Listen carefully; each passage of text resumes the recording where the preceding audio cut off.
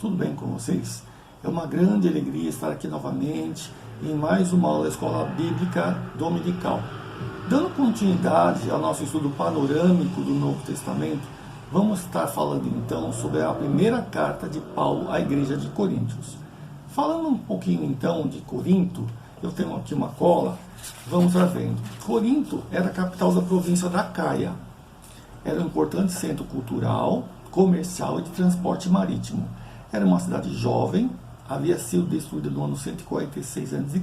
e reconstruída no ano 44 a.C. Era conhecida como Ponte dos Mares por ter dois postos, um a leste e a outro a oeste, no local chamado Istmo de Corinto.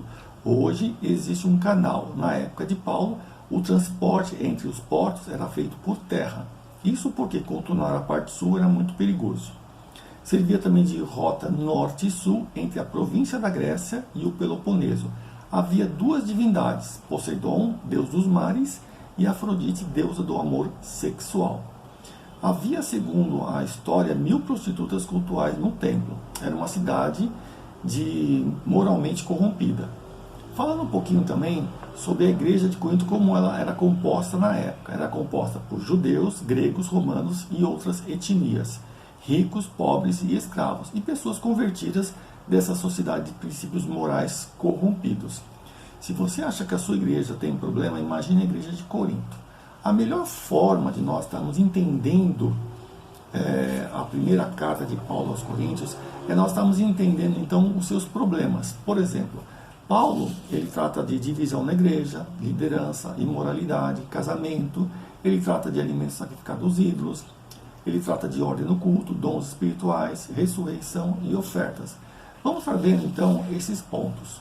Vamos começar então abrindo as escrituras, na primeira carta de Paulo aos Coríntios, capítulo 1, o finalzinho do versículo 2. Olha o que ele fala. Essa carta é também para aqueles que em todos os lugares adoram o nosso Senhor Jesus Cristo, Senhor deles e nosso.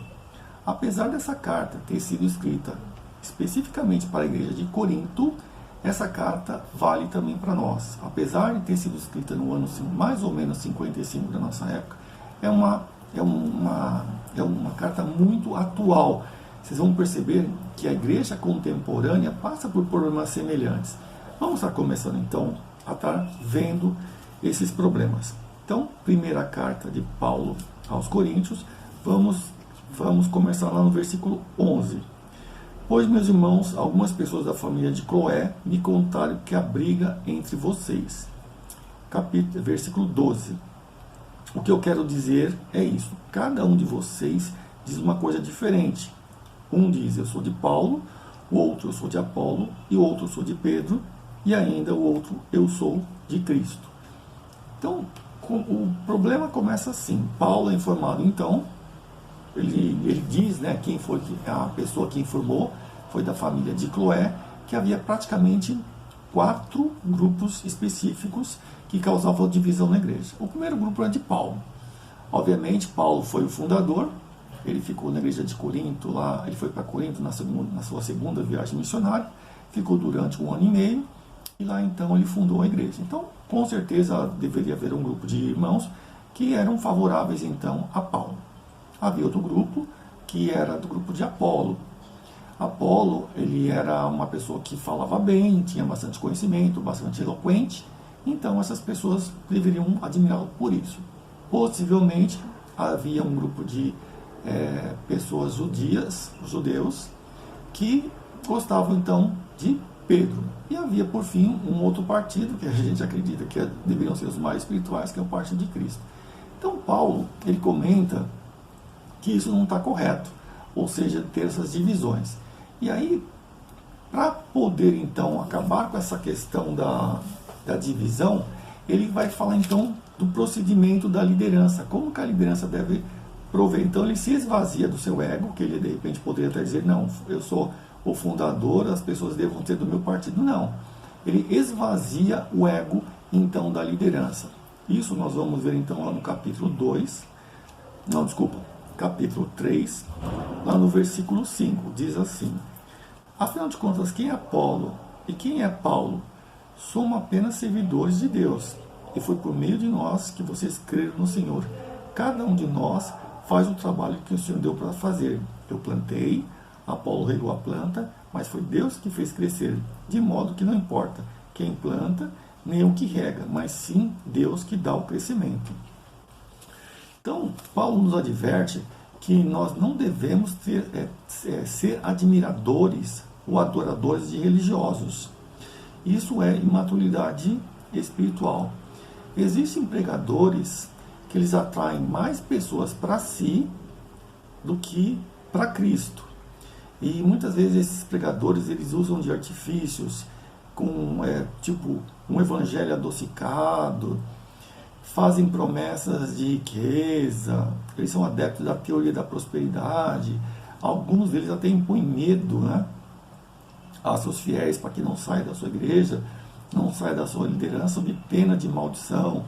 Nós vemos muitos cantores evangélicos que dizem que esse é o ministério deles, ou seja, cantar música evangélica, mas eles se permitem ser adorados. Então Paulo está dizendo aqui que o importante, quer dizer, quem faz o trabalho não é importante. O importante é Deus que dá o crescimento. Tanto que ele fala lá no capítulo 2, lá no versículo 4, ele diz assim, ó: o meu ensinamento e a minha mensagem não foram dados com linguagem de sabedoria humana, mas com provas firmes do poder do Espírito Santo. Ele está comentando isso porque era muito comum também lá na época de Paulo, lá entre os gregos, lá nas ágoras, que eram praças públicas, na qual então os pensadores se reuniam, lá os discípulos dos filósofos, lá eles discutiam as suas ideologias, né? Então isso é bastante comum. E Paulo está dizendo que não é a palavra dele, não é argumento dele, não vem no intelecto dele, mas sim é poder de Deus, a palavra divina que penetra no coração das pessoas e assim vai causar mudança de vida. Dando continuidade, então, para terminar essa questão da liderança, ele comenta lá no capítulo 4, versículo 1, o seguinte: vocês nos devem tratar como servidores de Cristo, que foram encarregados de administrar a realização dos planos secretos de Deus. O que exige de quem tem essa responsabilidade é que seja fiel ao seu Senhor. Existem algumas versões que aquele começo diz assim, ó: vocês não devem tratar como ministros de Cristo. A palavra ministro, ela tem um cunho assim de autoridade, de importância, né? Então quando você fala ministro da igreja, é uma pessoa que tem um cargo importante. Ministro no governo, no caso da nossa república, são o segundo escalão. Mas no original, essa palavra, a palavra grega, né, usada, o grego é hiperetas, tá? E esse termo hiperetas, ele se refere àquele escravo que está no andar de baixo do navio lá remando. Então dando essa ideia de servidores. Uma coisa que nós temos que entender, né, nos dias de hoje, e ter essa consciência na nossa igreja, que liderança, ministro, eles estão ali para estar servindo o corpo de Cristo. Quer dizer, ministro não é para ser adorado, e também não é para concorrer um ministério com outro ministério. O ministério de música é mais importante que o ministério religioso, que é mais importante que o ministério de ação social. Não existe isso.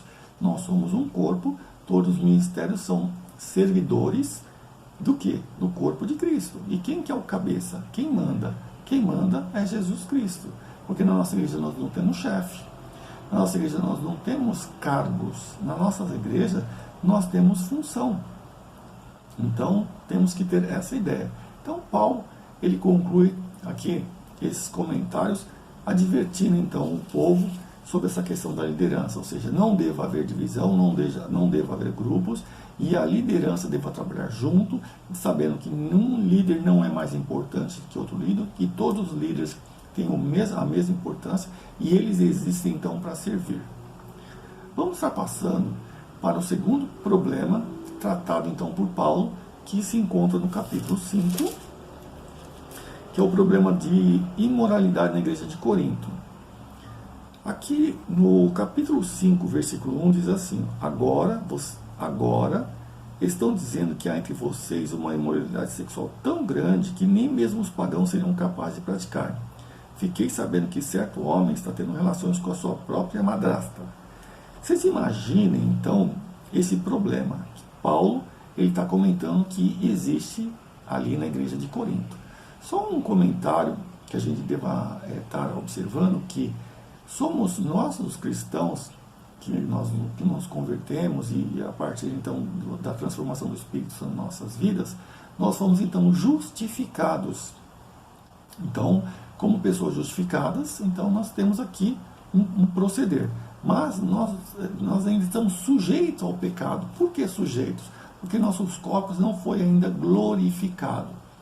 Então, se você que é cristão e de repente você vê na sua igreja um líder que cai em pecado, ou um pastor aí na sociedade que cai em pecado, você não deve se admirar por isso e tampouco ficar desacreditar no Evangelho, desacreditar na igreja, sabendo que, infelizmente, nós como seres humanos, nós estamos aí cercados pelo pecado e muitas vezes podemos cair. Então nós devemos fazer o quê? Termos uma vida de santificação, de oração, estar procurando buscar o Senhor para evitar de cair. E se nós cairmos, temos então que nos arrepender. Paulo então comenta aqui nessa questão desse jovem que o maior problema não seria o pecado dele. Sim, o pecado dele é um problema sério, porque ele fala que nem lá fora, entre os gentios, né, isso ocorre. Mas o que ele também está criticando é a postura da igreja. Veja o versículo 2 e o versículo 6 do capítulo 5. O versículo 2 diz assim, ó: como é que vocês podem estar tão orgulhosos? Pelo contrário, vocês deveriam ficar muito tristes e expulsar do meio de vocês quem está fazendo uma coisa dessa. Olha o versículo 6. Não está certo que vocês estejam orgulhosos. Vocês conhecem aquele ditado: um pouco de fermento fermenta toda a massa. Joguem fora o fermento, joguem fora o velho fermento do pecado para ficarem completamente puros. Então, trocando aqui por um português aqui, né, bem abrasileirado mesmo, né, uma maçã podre estraga todo, no cesto estraga todas as maçãs. Então, a crítica aqui, nós temos duas críticas. Uma a esse jovem, obviamente não deveria estar cometendo esse tipo de coisa. E a segunda coisa, por duas vezes advertida a igreja, é estar permitindo que isso ocorra. Então, Paulo orienta aqui nesse capítulo 5 que deva haver o que? Disciplina. Deva haver disciplina. Então, vocês podem ver que Paulo aqui vai estar orientando como está procedendo com relação a esse jovem e está criticando, então, a igreja por ela não ter tomado, então, nenhuma atitude e ser necessário Paulo, então, estar chamando a atenção da sua liderança. Hoje em dia, nas igrejas, nós percebemos muitas vezes que a questão da disciplina, ela não é aplicada, ou seja, é totalmente ignorada. Muitas igrejas têm pessoas que estão em pecado e a igreja faz vistas grossas. Eu lembro que muitos anos atrás participei de uma igreja que um dos diáconos era alcoólatra e nós não sabíamos. E isso ficou escondido durante muito tempo. Quando então um grupo de pessoas ficou sabendo, que toda a igreja ficou sabendo, que era um assunto restrito, aí sim tomaram uma providência. Então, quer dizer, a igreja tem que ter essa noção, ou seja, tem pecado, deva tratar. Disciplina faz parte do dia a dia, né, do corpo de Cristo. Seguindo aqui, no capítulo 6, nós temos aqui uma questão que é problemas, ou seja, litígios que havia entre irmãos. Então, lá, de repente, um irmão tinha um problema, emprestou dinheiro para outro irmão, tal, o outro irmão não pagou, e esses dois aí, o que sentia se prejudicado, ia então até as autoridades, e as autoridades então julgavam. E Paulo então, ele faz uma dura crítica, porque Paulo, obviamente, como judeu, ele tinha lá, na cultura judaica, quem resolvia todos os problemas era o Sinédrio, e nunca a justiça de Roma. Então ele fala, olha, se tem aqui cristãos, nós estamos aqui família, então vamos julgar entre nós. Não tem nenhuma pessoa que aqui tem capacidade de estar julgando isso. Então Paulo fala assim, conceito de família.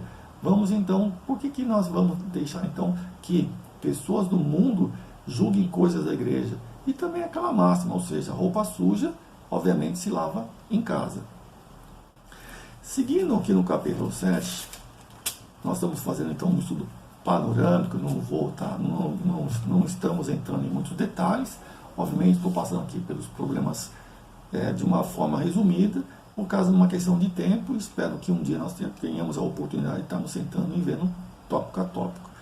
No capítulo 7, nós temos dois problemas, porque havia dois grupos de pessoas que uma achava que não deveria casar, um grupo de pessoas achava que não deveria se casar, e o outro grupo de casados achava que não deveria então ter relações sexuais.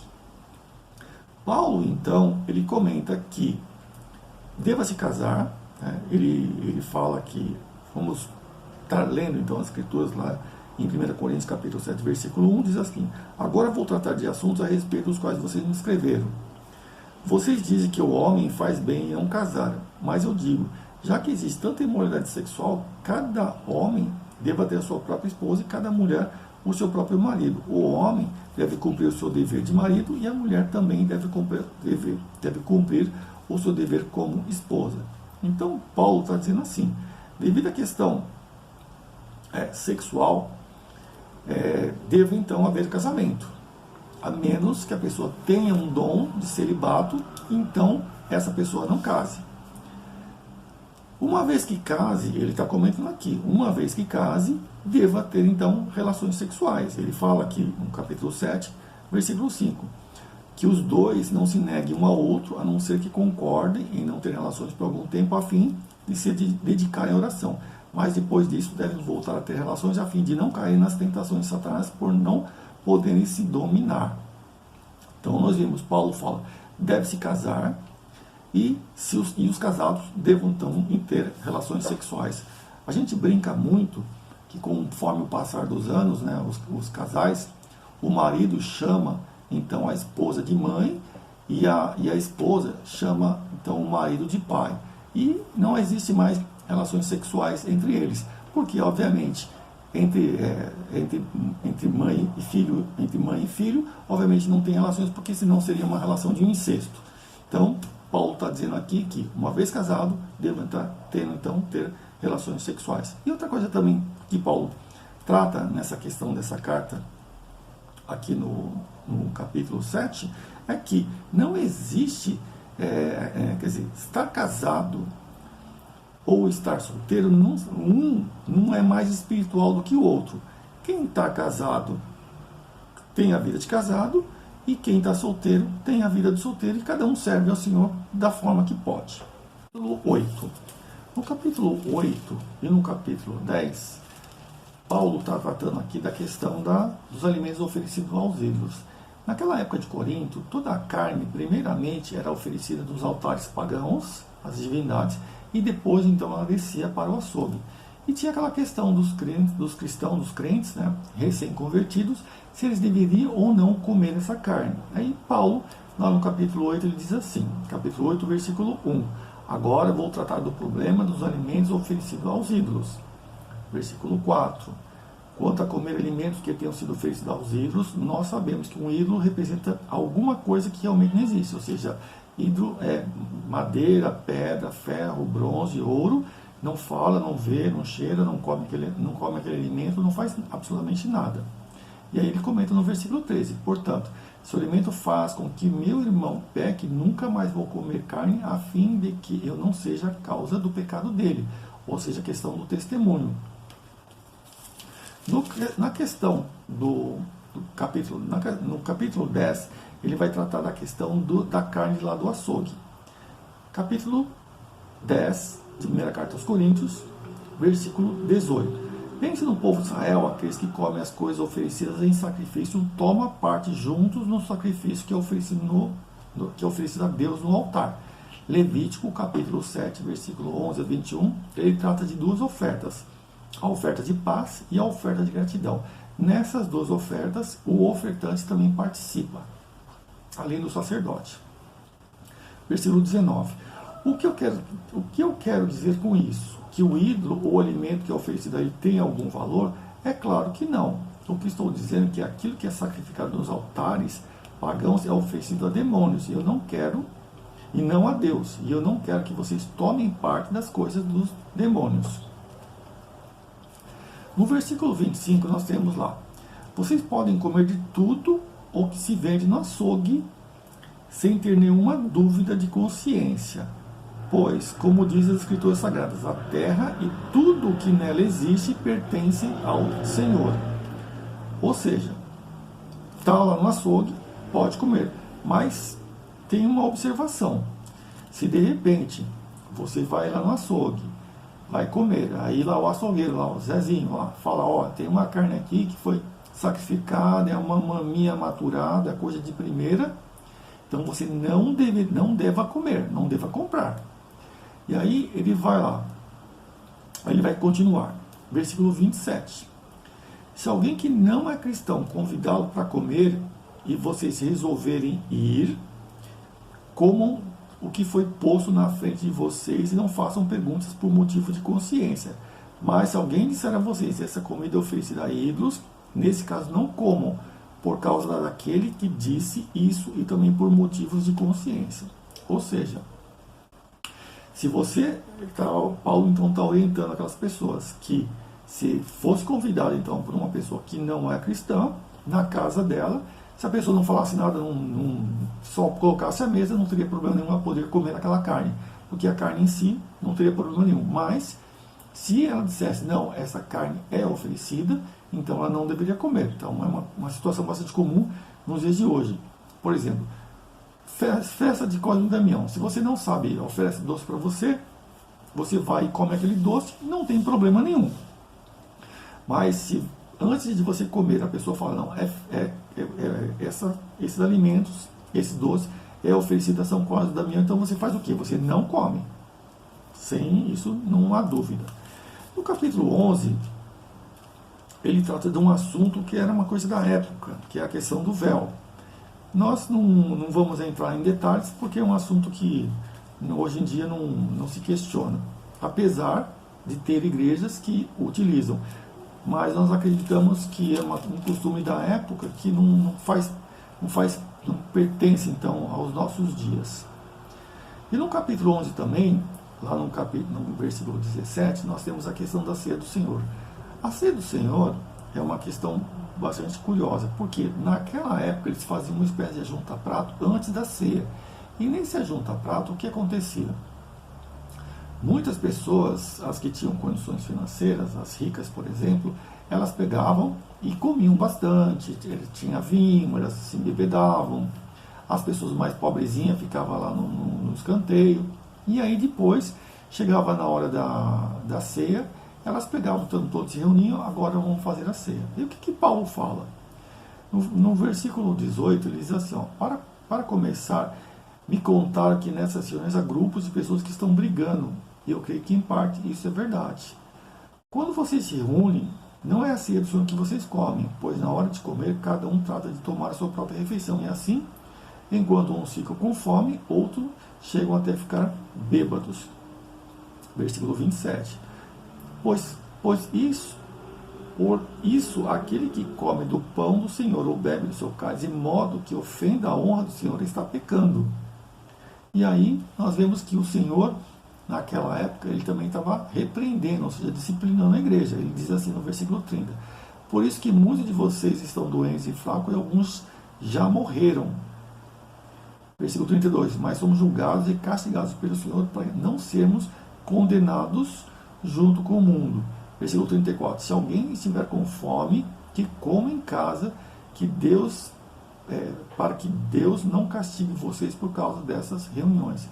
Então, vocês veem que naquela época eles perderam totalmente a noção do que era a ceia do Senhor. Hoje, nossas igrejas evangélicas, nós temos a ceia então como um momento solene, um cerimonial, uma coisa que no momento que antecede a ceia, nós somos orientados pelos nossos pastores, nós fazemos uma reflexão, não ficamos olhando quem pega os elementos, não ficamos julgando quem pega os elementos, mas nós fazemos uma reflexão, vemos a nossa vida e a partir daí então comemos o pão e bebemos do cálice.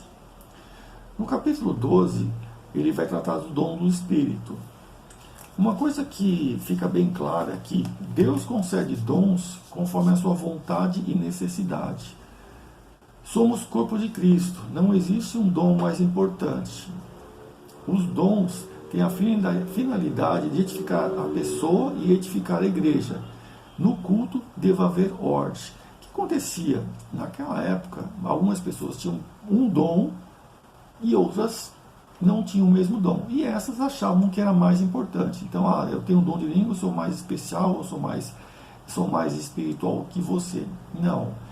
Todos os dons, eles são dados individualmente para cada um conforme Deus quer. E cada um de nós que temos o dom recebido por Deus, devemos então estar usando para quê? Para a edificação da igreja. No capítulo 13, nós vemos aqui a questão do amor sacrificial que Cristo nos ensinou. É um texto que foi já tema de música, poesia, convite de casamento. Nós vemos esse texto muito utilizado. O que Paulo está dizendo que antes ele falou sobre os dons, né, dom de língua, dom de profecia e tudo mais, e depois ele fala do amor. Então, o que ele está dizendo isso para nós? Ele está dizendo que qualquer coisa que nós formos fazer tem que ser com esse amor sacrificial, porque senão não tem valor nenhum. Indo já para o final, aqui no capítulo 15, nós percebemos que existiam possivelmente dois grupos que não acreditavam na ressurreição. Um deles era os gregos, os gregos na época eles não criam na ressurreição, acreditavam que a pessoa morre e acabou. E acredita-se também que alguns judeus que seguiam a linha farisaica, a linha dos saduceus, não dos fariseus, mas a linha dos saduceus, porque os saduceus não acreditavam na ressurreição. Então, talvez um grupo de judeus, discípulos aí dos saduceus, também não cresce na ressurreição. E Paulo, ele vai estar dissertando aqui, comentando essa questão que é muito importante, a ressurreição de Cristo, porque Cristo morreu na cruz pelos nossos pecados, e uma vez que ele morreu na cruz, ele ressuscitou. E se ele não tivesse ressuscitado, de nada valeria. Então é um ponto principal que muitas vezes a gente esquece, ou seja, Jesus, o seu trabalho na cruz, isso é inegável, mas o mais importante foi a sua ressurreição. Então Paulo vai estar comentando para aquelas pessoas, né, dando esperança, porque algumas daquelas pessoas perderam até a esperança na sua vida cristã por causa disso. Seguindo aqui no capítulo 16, nós temos uma orientação de Paulo para que a igreja ela preparasse uma oferta, ou seja, ela oferecesse uma oferta para as pessoas que estavam precisando na região da Judéia, mas que ela não esperasse Paulo chegar lá para pegar essa oferta, mas sim que eles semanalmente tivessem então recolhendo então essas ofertas. E aí, por fim, Paulo termina lá no versículo 16, lá no 17, ele dizendo: eu estou muito alegre com a vinda de Estéfanas e Fortunato de Acaio, pois eles fizeram o que vocês, por estarem ausentes, não podiam fazer. Eles me animaram muito e sei que animaram vocês também. Gente como essa merece elogios. E aí então ele finaliza a carta. Finalizando então aqui o estudo da primeira carta aos Coríntios. Se vocês têm dúvida, então vocês coloquem aí nos comentários. Eu espero que vocês tenham entendido. Eu espero que vocês tenham gostado. Comente aí o que vocês acharam. E aí, na sequência, nós vamos estar estudando então a segunda carta. Muito obrigado. Agradeço a Deus pela oportunidade e até a próxima.